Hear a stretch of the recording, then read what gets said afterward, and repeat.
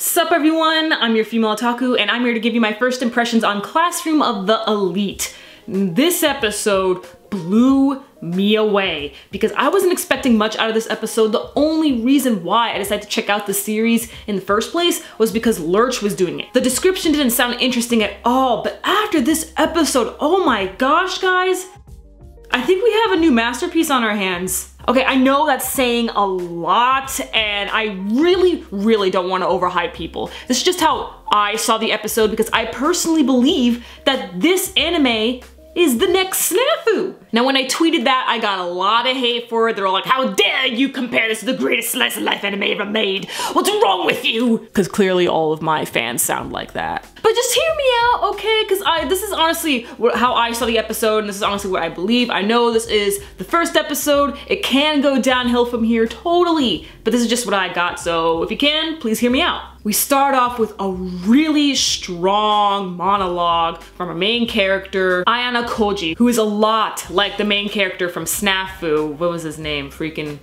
Hijigata, was it?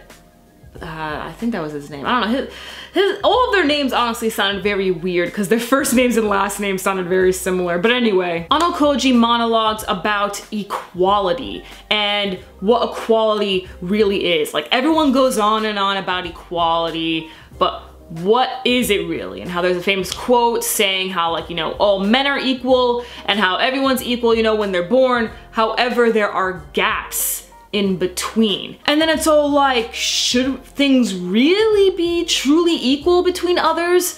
And that's what this episode testifies against, because we have this scene right away after his monologue with an old lady who can't sit up right, and you know, she's an old lady, all right? What do you do when an old lady's on a bus and there's no seats for her? You offer your seat to the old lady. And so one young girl who also didn't have a seat told this young guy, just all like, hey, can you give up your seat for this old lady? And he's just all like, oh, why should I? And why choose me? Is it because I'm young?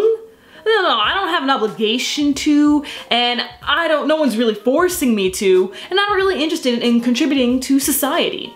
And that begs the question, isn't that what equality is? Like, if all people are equal straight from when we're born, then why do this extra stuff out of kindness if all everyone's going on about is wanting equality? You know, like how women want to be equal to men, but women refuse to be hit by men.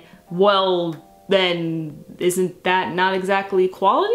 Like, yeah, the guy was being an ass, but when you heard that speech about equality and what it really is, like the true definition of it, then maybe this guy was actually doing the most logical thing. I mean, sure, it was a dick move not to give up his seat for an old lady, but in the end, they're both human. Sure, one's weaker than the other, but a human's a human, right? And we're not done there as we hear the rules of the school. This is a very elite school funded by the government, and this is where people's taxes are going to apparently, because each and every single student at the beginning of every month gets 100,000 yen, equivalent to 1,000 US dollars. Roughly, I probably shouldn't have said equivalent. And you know, when you think of an elite school, you think that they're probably all preppy boys and girls, you know, but that's actually not the case, as even though they dress the preppy look, we have our different sort of characters. We have, you know, the really adorable moe girl. We have the one who's probably gonna be the leader. We actually have a delinquent. We have bullies at this school. And then we find out D class seems to be the lowest of the first years, and that's why they were like bullies picking on the one delinquent dude from D class. And the homeroom teacher seemed to be pretty lenient with the students, how they were napping in class, spending all their money right away, wouldn't even listen to the teacher, not bother taking notes, a bunch of tardies. And then at the beginning of the next month, she was just like, you guys are idiots, you're garbage.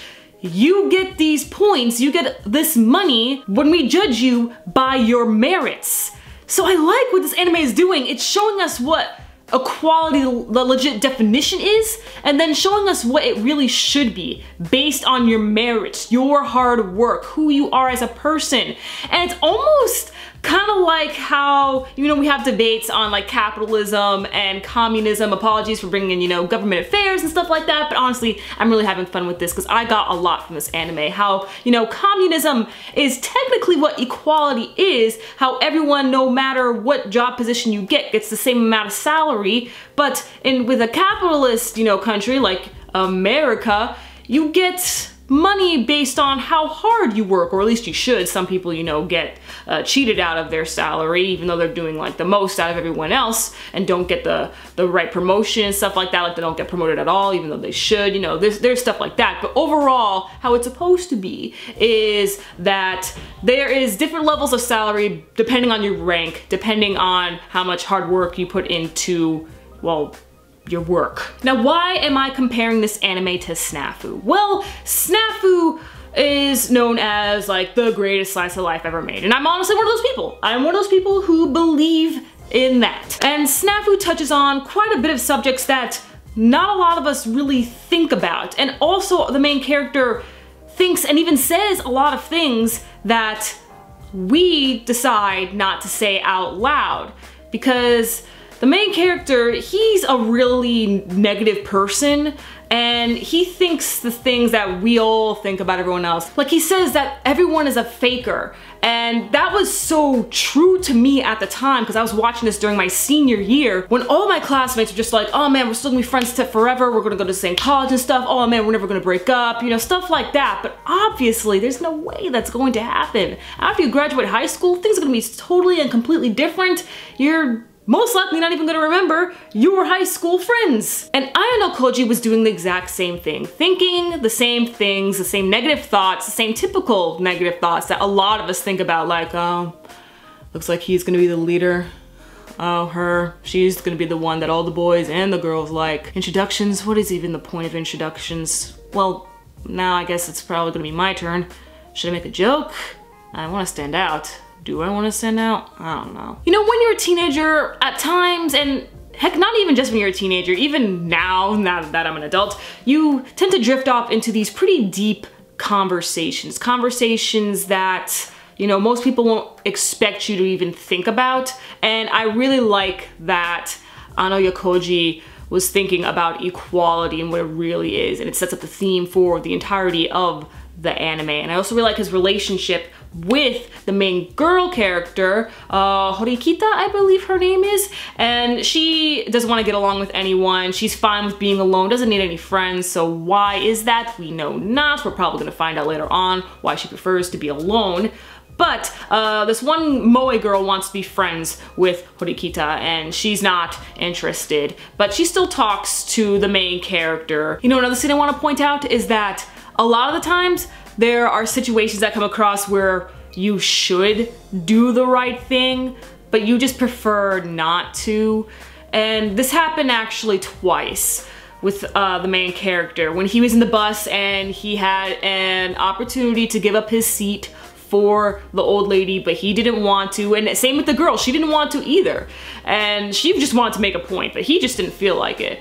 And then later on, he felt forced to help out because the delinquent kicked over a trash bin, and then the main character looked and saw that there was a camera, so he felt obligated to do the right thing. Now this stuff really makes me think of SNAFU, honestly. It shows you the more ugly side to the average person. And it's not incredibly wrong to think like this, because again, this is just normal. It's normal stuff.